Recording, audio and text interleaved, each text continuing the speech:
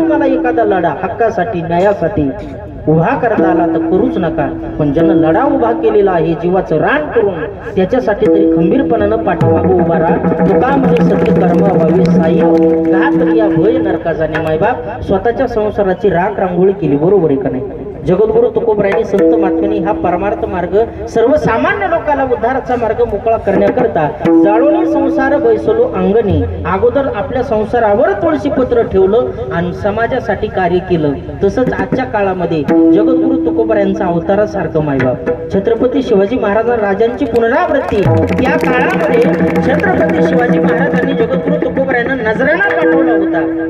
पण त्या काळामध्ये तुकोबरायांनी सांगितलं आम्हाला याची गरज नाही, सोने रुपी आम्हा मृतिके समान आणि माणिक पाषाण खडे जैसे देवट्या छत्री गोडे हेतो बऱ्यात न पडे. आज बघा महाराज जरा बारकाईनं त्या माणसाकडे कुठल्या पदाची लालसा नाही, कुठल्या गाडीची अपेक्षा नाही, कुठल्या मोठ्या इव्हेंटची अपेक्षा नाही, कोणी माझं कौतुक करावं अशी सुद्धा आशा नाही. म्हणून नजराना सुद्धा परत पाठवण्याची खोटं बोलत नाही तुम्हाला महाराज. 200 ते 250 कोटी रुपये आज त्यांना कोणी दिले असते, बरोबर आहे का नाही? कोणी दिले असते, पण एकाचाही रुपयाचा स्वीकार न करता अगदी गरजवंत मराठ्याचा लढा मनोज जरांगे पाटलांनी स्वतःच्या संस्कृती रांगोळी करून अगदी स्वतःच्या आज देह कष्टविती परोपकारी जगाच्या कल्याणा संतांच्या होती. काय बंद पडलंय का महाराज? आपण 5 कोटी मराठी आहेत, बरोबर आहे का नाही? एवढ्यातलं एक तरी मराठी तयार आहेत का आपण? अहो सकाळी जर जेवायला उशीर झाला तर दुपार बायकोला तांबे फेकून हाणायची तयारी आपली. आज 6 दिवस झालं त्या माणसाच्या पोटामध्ये अन्नाचा कण नाही, पाठीमागं 17 दिवस त्या माणसाच्या पोटामध्ये अन्नाचा कण नाही. कोणासाठी करायला लागले? आपल्यासाठीच आहेत ना. सत्य कर्माचा लढा त्यांनी उभा केलेला आहे आणि खंबीरपणानं आपण त्यांना सहकार्य करणं ही काळाची गरज आहे. आज नाही तर पुन्हा नाही. ते त्यांच्या हितासाठी नाही मायबाप, सगळ्याच्या हितासाठी आहे. असे माणसं क्वचित जन्मतात. हा अभंग सगळं त्यांच्या भोवतीच फिरतोय महाराज. भक्त ऐसे जाना जे देही उदास, उदास आहे देहावरती, दाढी करावं, चांगलं चक्क करावं, काही घेणं नाही देणं नाही, देहावरती उदास आहेत. गेले आशापास निवारून, सगळा आशापास निवारून गेलेला आहे. बाहेर येताना घर सोडताना त्या माणसाने घरच्याला सांगितलंय जर आलो तर तुमचा आणि गेलो तर समाजाचा. म्हणून एक तर त्या स्टेजवरून माझी विजय यात्रा तरी निघेल आरक्षणाची, नाही तर अंत्ययात्रा तरी निघेल. आजही तो माणूस अगदी कितीतरी जिद्दीनं चिकाटीनं आज तिथं पेटून बसलेले आहेत आणि आपल्या सगळ्यांच्या हिताकरता त्या माणसानं आपलं देहदान सुद्धा करण्यासाठी मागं पुढं बघितलं नाही. अशा प्रकारचा खंबीरपणाचा लढा.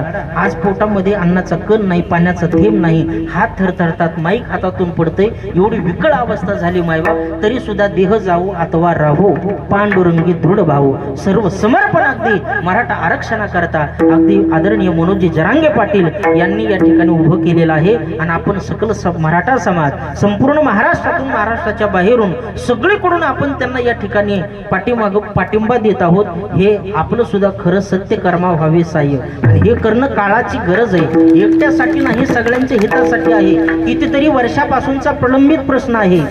काहींना आपलं हित त्याच्यामध्ये दिसत असेल, काहींना त्याच्यामध्ये आता तोटा दिसत असेल, म्हणून नकार देतात मायबाप, बरोबर आहे का नाही? पण ते सगळ्यांच्या हितासाठी आहे, सगळ्याच्या सोयीचा आहे. म्हणून त्यांनी तो लढा उभा केलेला आहे. नावच त्याला दिलंय गरजवंतांचा लढा.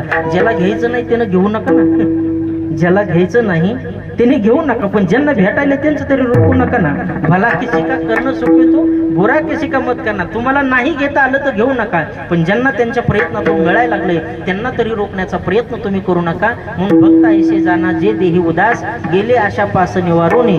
भक्ताचा विषय नारायण बनलेला असतो आणि त्यांचा विषय आरक्षणच बनलेला आहे. विषय तो त्यांचा झाला आरक्षण. त्यांना कुठलं जन आवडत नाही, धन आवडत नाही, डोकं नको वाटतात. घरातली माणसं जवळ येऊ नये, नावडे माता नावडे पिता. आपण त्यांचे वडील पाहिले महाराज, गलित गात्र इंद्रिय झालेले तरी आजही ते आजोबा अगदी या ठिकाणी बाजार करतात, कुटुंब चालवतात. कोणी सुद्धा त्यांच्या पाठीमागे नाही महाराज. एवढी बिकट परिस्थिती, हालाकीच्या परिस्थितीतून जगत आलेले आदरणीय मनोजी जरांगे पाटील अगदी आपल्या स्वतःच्या संसारावर तुळशी पत्र ठेवलेलं आहे आणि समाजाच्या हिताकरता आजही सर्व 5 करोड मराठ्याचं हृदय अगदी या ठिकाणी व्यासपीठावर तरफडत आहे. जोपर्यंत खरंच अगदी शेवटचा क्षण आहे तोपर्यंत मी समाजासाठी लढणार, जातीसाठी माती खाईल, पण कोणाच्या या ठिकाणी प्रलोभनाला बळी पडणार नाही. हे त्यांचं उद्दिष्ट आहे. म्हणून त्याच उद्दिष्टाच्या पोटी आज एवढे लोक आपण जमा झालोत महाराज. सोपी गोष्ट नाही. कोणी कोणाच्या पाठीमागे उभा राहायला तयार नाही. आज कितीही या ठिकाणी राजकारणातला मोठा माणूस आणू द्या, एवढे लोक जमून दाखव, पैसे दिले तरी लोक जमत नाहीत. आपण पाठीमागे बघितल्या सभा महाराज सगळ्या खुर्च्या रिकाम्या. आज कोणी एक रुपये कोणाला दिला नाही, तरी बी अंतरवालीतली 14 तारखेची सभा आपण सगळ्यांनी डोळ्याने बघितली महाराज. प्रत्येक माणूस घरातून पाणी घेऊन आला, जेवण घेऊन आला, 5-5 तास माणूस ट्रॉफिक मध्ये अडकला, तरी सुद्धा लोकांनाही आपल्या जीवनाची पर्वा केली नाही. का? त्यांनी आपल्यासाठी बलिदान देण्याचा प्रयत्न केलेला आहे, निस्वार्थपणाने आरक्षणाचा या ठिकाणी विडा उचललेला आहे. म्हणून आपण सुद्धा त्यांच्या पाठीमागे आहोत. असंच सर्वांनी एकजुटीनं त्यांच्या पाठीमागे राहून त्यांना या ठिकाणी सहकार्य करणं ही काळाची गरज आहे. आणि त्यांनी दिलेले निवेदन पाळणं सुद्धा गरजेचं आहे बरं का. आपण नुसतं काही आपण आहोत, आपण हे करू शकतो, आपण ते करू शकतो या भ्रमामध्ये जाऊ नका. आणि कोणीही या ठिकाणी कायदा व्यवस्थेची या ठिकाणी बिघाड होईल अशा पद्धतीचं पाऊल उचलू नका. त्यांचं कालचं स्टेटमेंट आहे, जर मला उद्याच्याला कुठं जाळपोळ दिसली, कुठं जर या ठिकाणी काही पेटवी दिसली, तर माझा निर्णय मी बदलण्यासाठी तयार आहे. कारण त्यांना पक्क माहित आहे, जाळपोळ झाली, कुठं जर काही दंगा फटका झाला तर हे आरक्षण कसं या ठिकाणी शांत करायचं हे त्याच्यामध्ये कायदा व्यवस्था असते. म्हणून हे फक्त स्थिर होऊ नये, पेटलेली मशाल भेटत नाही तोपर्यंत पेटतच राहावा अशा पद्धती त्यांचा निर्धार आहे. म्हणून आपण सर्वांनी त्यांच्या नियमाला फॉलो केलं पाहिजे. ते जसं सांगतील तशा पद्धतीने आपण सर्वांनी वागलं पाहिजे. आज नाही कुठं काही झालं महाराज, केलं असेल कोणी केलं, कोणी नाही केलं त्यांचे त्यांना माहीत महाराज करणाराला. पण खरोखर ज्या सर्व सकल मराठा समाजाला त्यांनी जे आदेश दिले तेच आदेश आजपर्यंत सुद्धा आपण पाळत आहोत, पाळत राहणार आहोत आणि इथून पुढे सुद्धा पाळणार आहोत. असा संकल्प प्रत्येकाने या ठिकाणी करणं ही काळाची गरज आहे. म्हणून जे देही उदास गेले आशा पास निवारोनी, विष येतो त्यांचा झाला नारायण, नावडे जन नावडे धन, नावडे माता नावडे पिता. मग अशा माणसावर जर एखादं संकट आलं तर जसं भक्ताच्या पाठीमागे देव उभा मागे पुढे, उगवी कोडे संकट, बरोबर आहे का नाही? मागे पुढे देव जसा सांभाळ करतो भक्ताचा, तसं आज या भक्ताच्या पाठीमागे एवढा 5 कोटीचा मराठा समाज आहे. एक शब्द जरी त्यांना कोणी वाकडा बोललं, लोक काय काय करते 2 दिवसात पाहिले तुम्ही, बरोबर आहे का नाही? मग निर्वाणी गोविंद असे मागे पुढे, तसं त्यांच्यावर जर काही निर्वाणीचं संकट आलं तर त्यांच्यासाठी हा समाज उभा आहे. का? तर फक्त अपेक्षा रहित जीवन जगतात. म्हणून निर्वाणी गोविंद असे मागे पुढे, काहीच साकडे पडू नये दे. आणि तुका म्हणे सत्य कर्म व्हावे साह्य, घातली या भय नरका जाणे. चांगलं कार्य जर एखादा माणूस करीत असेल,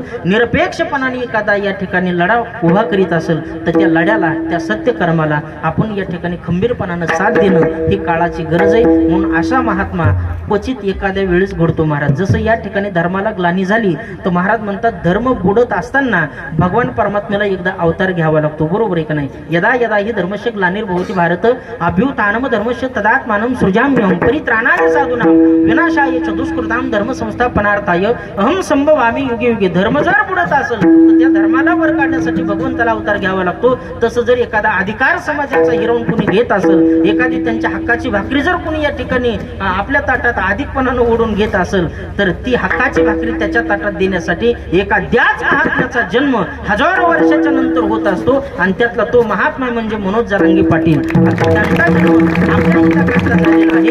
निश्चित त्यांचं या ठिकाणी जे काही हाती धरलेलं कार्य आहे ते सफल होणार आहे. आपणही थोडा धीर धरणं काळाची गरज आहे. म्हणून अशाचपणाने खंबीर पाठिंबा अगदी गावगाव चालू आहे महाराज. आम्ही सगळे महाराष्ट्रामध्ये फिरतो, सगळीकडे या ठिकाणी अंतरवाली सराटीमध्ये 40 दिवसामध्ये 80 ते 82 कीर्तन झालीत महाराज. त्या गावातला तपपूर्ती सोहळा झाला म्हणायचं 12 वर्षाचा 40 दिवसामध्ये. एवढं मोठं पवित्र कार्य आणि वारकरी संप्रदायाच्या आचार विचाराच्या प्रणालीला धरून, संत महात्म्यांच्या विचाराला धरून अगदी त्या महात्म्यांचा लढा आहे. म्हणून त्या लढ्याला कुणीही गलबोट लागन अशा पद्धतीचा विपरीत प्रयत्न कुणीही करू नका. ही जमलेल्या सगळ्या तमाम मराठा तरुण बांधवाला माझी कळकळीची विनंती आहे. म्हणून जाता जाता दादांसाठी फक्त एकच वाक्य बोलतो, बिजली की ताकत तार में होती है, बिजली की ताकत तार में होती है, तलवार की ताकत धार में होती है, अमीरों की ताकत कार में होती है, पुलिस की ताकत स्टार में होती है, और सकल मराठा समाज को आरक्षण दिलाने की ताकत सिर्फ मनोज जरांगे पाटील के परिवार में करू शकत नाही. त्यांनी निर्धार केलेला आहे. आपण तशाच निर्धारानं खंबीरपणानं पाठीमागे उभा राहा. निश्चित एक दिवस केलेल्या प्रयत्नाला यश मिळाल्याशिवाय राहणार नाही. म्हणून